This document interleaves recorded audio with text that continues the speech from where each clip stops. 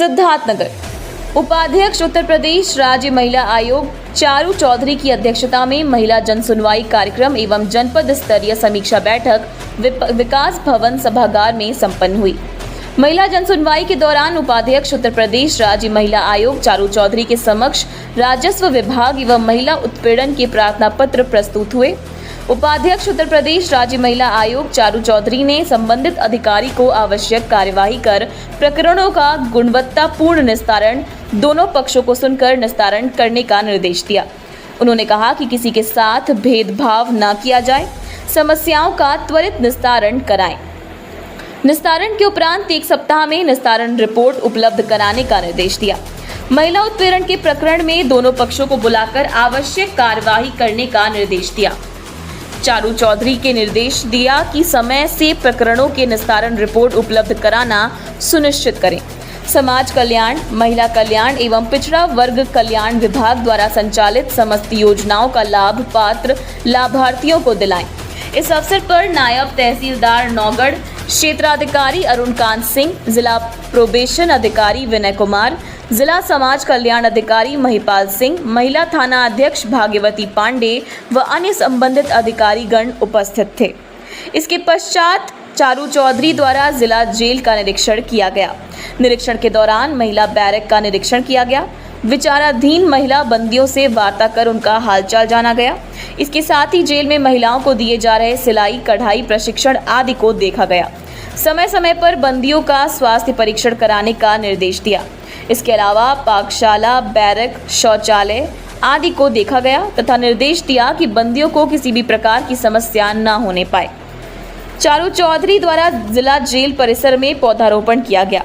इसके पश्चात चारू चौधरी द्वारा माधव प्रसाद त्रिपाठी मेडिकल कॉलेज का औचक निरीक्षण किया गया। निरीक्षण के दौरान जनरल वार्ड, इमरजेंसी वार्ड व अन्य वार्डों को देखा गया। इसके बाद चारू चौधरी ने भर्ती मरीजों से उनके स्वास्थ्य एवं मिलने वाली सुविधाओं के बारे में जानकारी प्राप्त की। उन्होंने सभी वार्डों में साफ सफाई व्यवस्था ठीक कराने का निर्देश दिया। मरीजों को सभी दवाएं निःशुल्क व जांच उपलब्ध कराया जाए। बाहर की दवा ना लिखें। मरीजों को किसी प्रकार की समस्या नहीं होनी चाहिए। देखिए, आज जितने भी मेरे पास मेरी जन सुनवाई थी सिद्धार्थनगर में, मेरे पास जितने भी केसेस आए थे उसमें से ज़्यादातर केसेस जो थे वो महिला उत्पीड़न के थे। और जितने भी मामले आए मैंने सब डिपार्टमेंट को एप्लीकेशंस दे दिए हैं और उस पर तुरंत कार्रवाई के लिए हम 1 ही हफ्ते बाद फीडबैक ज़रूर लेते हैं। और जो भी महिला भी मेरे पास आती हैं, मेरी पूरी कोशिश रहती है कि हम उनका नंबर लेते हैं और 1 हफ्ते बाद उनसे भी एक बार पूछते हैं कि उनके केस में कार्रवाई हुई या नहीं।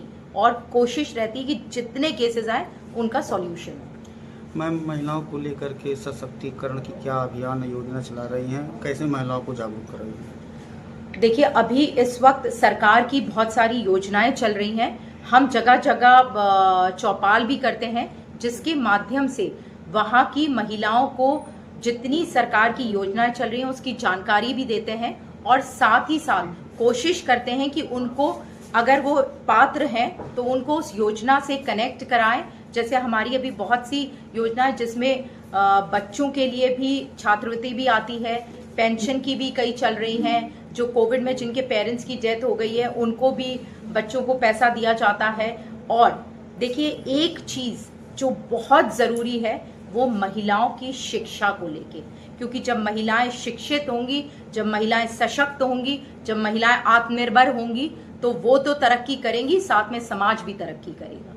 तो महिला की शिक्षा को लेके मेरा सबसे प्राथमिकता रहती कि हर बच्ची, क्योंकि सरकार भी चाहती है कोई भी बच्चा शिक्षा से वंचित ना रहे, और हमारी भी पूरी कोशिश रहती कि हर बच्ची, हर बच्चे को शिक्षा प्राप्त हो। मैडम, जैसे आप कह रही हैं बच्चियों की शिक्षा बहुत ज़रूरी है।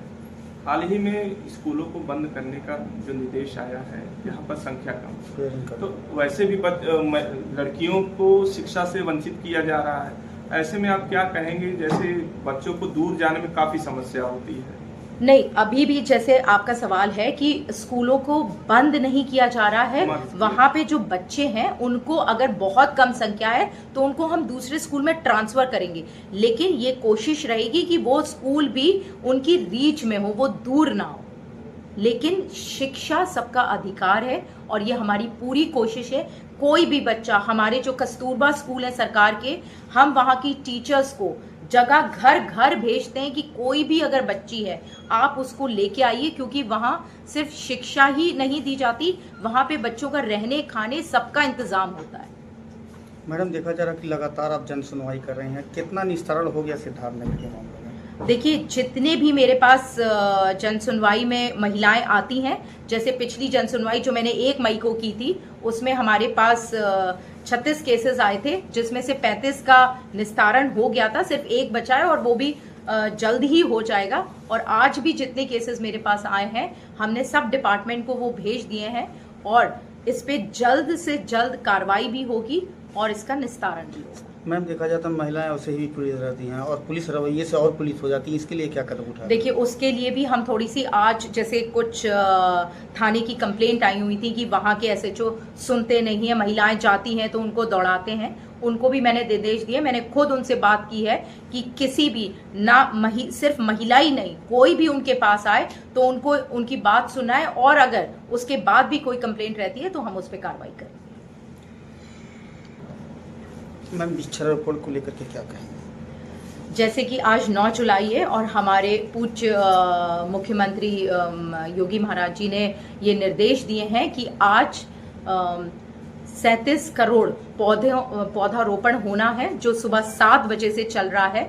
और इस अभियान की एक बहुत ही अच्छी बात है कि हम इसको जन जन से जोड़ रहे हैं, हर विभाग के लोग इसको कर रहे हैं, फॉरेस्ट डिपार्टमेंट कर रहा है, शिक्षा विभाग से हो रहा है, छात्रों के द्वारा किया जा रहा है, एनजीओस के द्वारा किया जा रहा है। और जो पौधे लग रहे हैं उसकी देखभाल के लिए भी बहुत से प्रिकॉशन लिए जा रहे हैं, क्योंकि कई बार होता था पौधे लगते तो थे लेकिन मर जाते थे, लेकिन इस बार पूरे प्रिकॉशन के साथ और जो डिवाइडर्स हैं उन पे फूलों के पौधे लगाए जा रहे हैं और वो एनजीओ को दिया जा रहा है, जिससे कि वो एनजीओ उसको मेंटेन भी करे।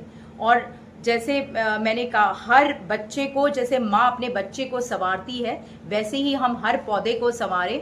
एक पौधा माँ के नाम, इस अभियान का नाम ही इतना सुंदर है। ये हमारी भी जिम्मेदारी है कि जो पौधा हम लगा रहे हैं, एक तो ये अपनी माता के लिए एक समर्पण है, एक जिम्मेदारी है और आने वाली पीढ़ियों के लिए भी, क्योंकि अगर पेड़ नहीं रहेंगे तो कहीं ना कहीं आप जो देख रहे हैं पर्यावरण में जो चेंजेस आ रहे हैं, जब कहीं बारिश हो रही है तो कहीं सूखा पड़ रहा है, तो ये सब प्रॉब्लम इसी वजह से हो रही है। तो पर्यावरण और वृक्षारोपण बहुत ज़रूरी है, इसका संरक्षण बहुत ज़रूरी है।